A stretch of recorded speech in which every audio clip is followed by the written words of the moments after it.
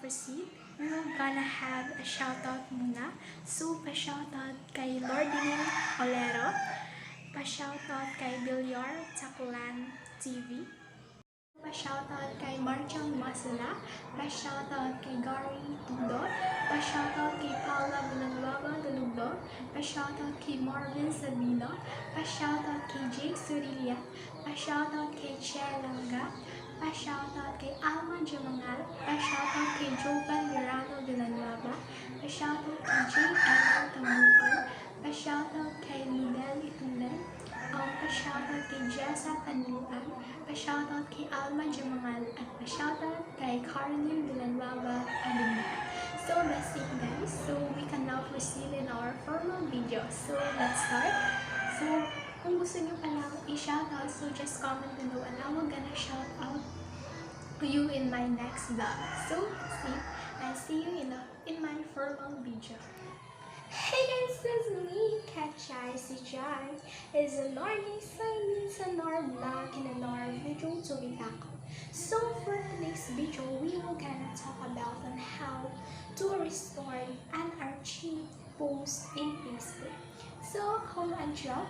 If you're not yet subscribed to my YouTube channel, so please subscribe and hit the notification bell in order for you to be notified in the latest video upload.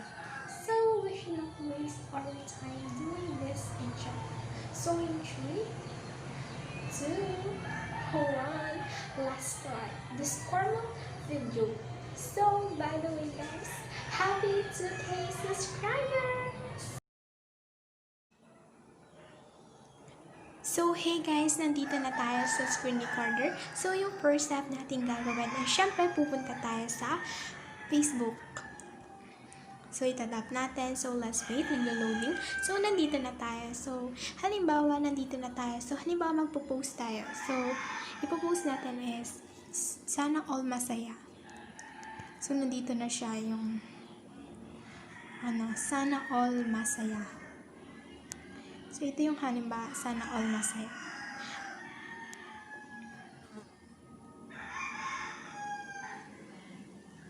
So, ito na. So, ipo-post natin. Ito yung halimbawa ng post natin. So, ito yung post natin. So, pupunta muna tayo dito sa profile, tap natin. So, let's wait. Naglo-loading. So, halimbawa, na-post na natin yung sana all masaya. So, pupunta tayo sa tatlong tutuldok na to. So, let's wait. So, halimbawa is move to archive natin. Halimbawa lang na na-move natin to archive accidentally. Move to archive. Yung post na to. So, yung post na to is wala na dito sa Facebook natin kasi minove to archive natin. So, paano nga ba natin isusolusyonan or paano natin ma-restore yung post natin na minove sa archive? So, ibabak muna natin. At pupunta tayo sa tatlong linyang to.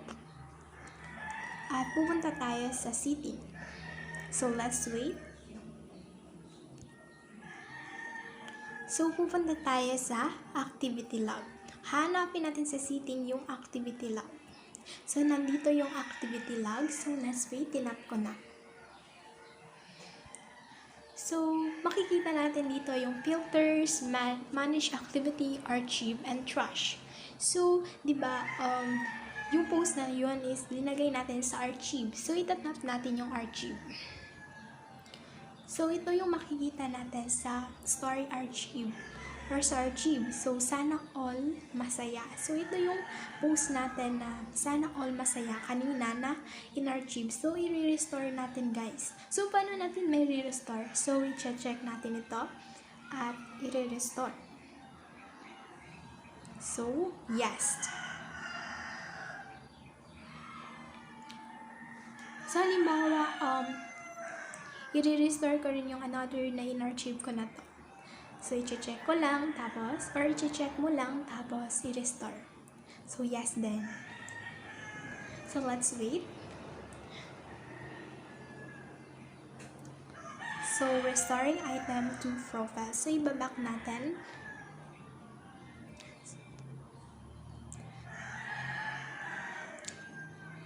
So, pupunta tayo dito sa profile na to.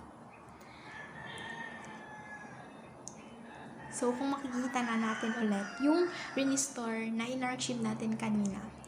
So, let's see. So, nakita na natin na na-restore talaga yung post natin na accidentally, halimbawa na-archive. So, that's it guys. Kung paano i-restore yung in-archive nating post sa Facebook. So, that's it. And hope you learn a lot in this video. So, if you want to be shout out pala, don't hesitate to comment below. And if you like or if you want pala, just like this video. And if you want this video and you want to share to your friends na need talaga to, share to them para matulungan sila ng video na to. So, that's it guys. And once again, happy 2K subscribers sa akin and thank you sa mga nagsusupport sa akin at stay safe and God bless. To God be the glory. Amen.